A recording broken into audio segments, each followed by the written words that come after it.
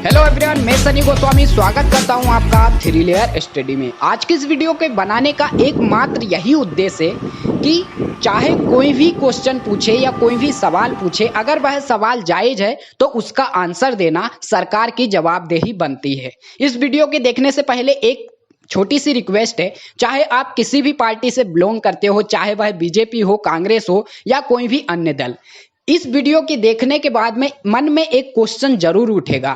उस क्वेश्चन को एक जिम्मेदार नागरिक के तौर पर आप खुद भी कंपेयर करना कि क्या इसका आंसर सरकार को देना चाहिए। तो वीडियो के अंत तक जरूर बने रहें और जो लोग हमसे नए जुड़े हैं वो चैनल को सब्सक्राइब भी कर लें। Thank you.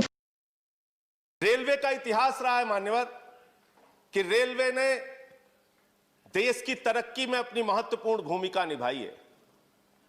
रेलवे ने देश के विकास में अपनी महत्वपूर्ण भूमिका निभाई है। लेकिन उस रेलवे के साथ आज सरकार क्या कर रही है, इसके बारे में हमें गंभीरता पूर्वक विचार करना पड़ेगा। माननीय मंत्री जी यहां पर बैठे हैं। अभी पिछले कुछ दिनों पहले कहा गया साहब 150 ट्रेनें निजी हाथों में दी जाएंगी, 50 प्लेटफॉर्म निजी हाथों में दिया जाएगा। मुझे याद है मान्यवर, एनडीए के संयोजक रह चुके हैं जाट साहब, आज इस दुनिया में नहीं है।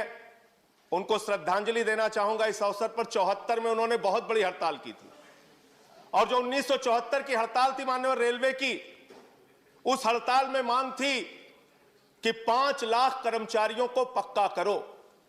और तब रेलवे के नियमित कर्मचारियों की संख्या थी 15 लाख, ट्रेनों की संख्या थी 11,000।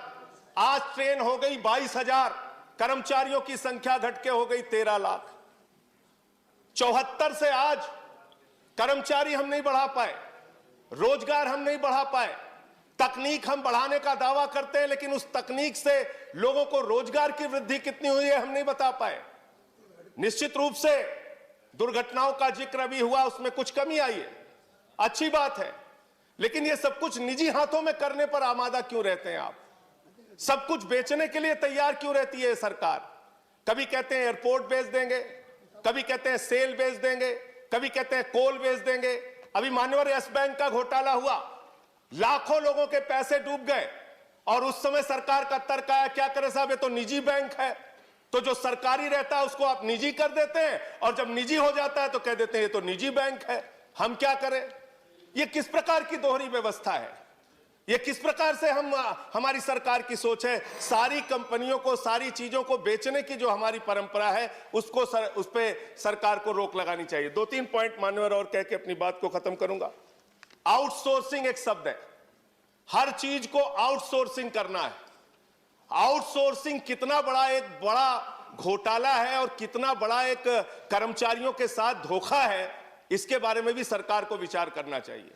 ठेके पे आप सब कुछ दे देते हैं, सफाई से लेके सब कुछ आप ठेके पे दे देते हैं और जो कर्मचारी काम करते हैं उन कर्मचारियों से ज्यादा तनख्वाह पे दस्तखत करा के कम तनख्वाह दी जाती है। मांग हुई तो आपने बैंक के खाते खुलवा दिए, जो ठेकेदार है उसने एटीएम लोगों के लेके रख लिए, वो पैसा खुद निकाल लेता है तनख्वाह आने के बाद। तो मेरा ये कहना है, ये एक आउटसोर्सिंग का जो नाम देके सारी चीजों को आप बाहरी व्यवस्था को निजी हाथों में देने का काम करते हैं, वो कर्मचारियों के साथ, ठेका मजदूरों के साथ एक बहुत बड़ा शोषण है। इसके साथ साथ मान्यवर, आप नई ट्रेनें, बस सबको आपने थोड़ा समय दिया, मुझे भी कृपा कीजिए सर। आपने तेजस ट्रेन चलाई, तेजस ट्रेन में और शताब्दी ट्रेन में 5 मिनट का अंतर है और किराए में 1.5 गुना का अंतर है। तो आप करना क्या चाह रहे हैं? जब ट्रेनें आपके पास उपलब्ध हैं, सुपरफास्ट ट्रेन उपलब्ध है आपके पास, ऐसे में नई ट्रेनें, निजी ट्रेनें लाके किराया ज्यादा लेके आप एक नए प्रकार का आप शोषण करते हैं। मैं मान्यवर आपके माध्यम से सिर्फ इतना कहना चाहूंगा कि रेलवे इस देश की जीवन रेखा है और रेलवे की आज जो दुर्दशा है उसके सबसे बड़ी कहानी अगर आपको जाननी है तो झांसी के अंदर पिछले साल हादसा हुआ था। ट्रेन में सफर करने वाले यात्रियों की जान चली गई गर्मी के कारण। जनरल डिब्बों में लोगों को बैठने की जगह नहीं होती है, पिस के आते हैं वो लोग। मैं आपके माध्यम से सरकार से सिर्फ इतना निवेदन करना चाहता हूं, अपने कमाऊ पूत को बेचने का काम मत कीजिए।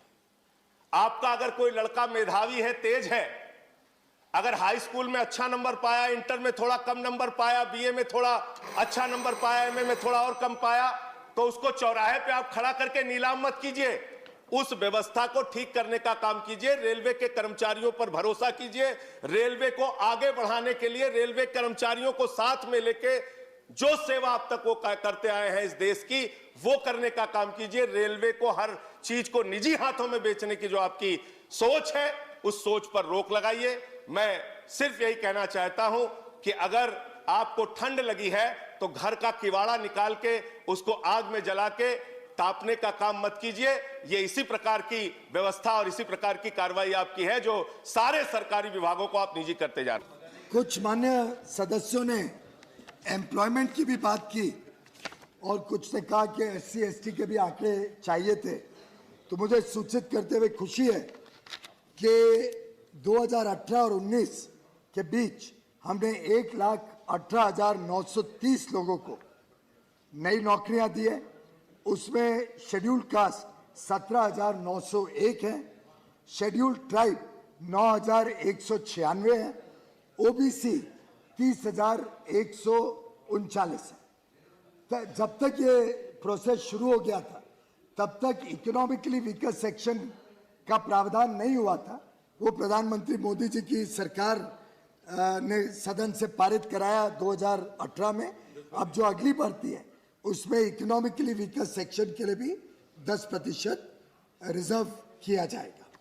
दिव्यांगों को भी 1680 नौकरियां रेलवे दे पाया है और मैं समझता हूं कि हर प्रकार से भारतीय रेल इस देश में युवा युवतियों के उमंग और उत्साह को रिस्पेक्ट करता है। आगे चल के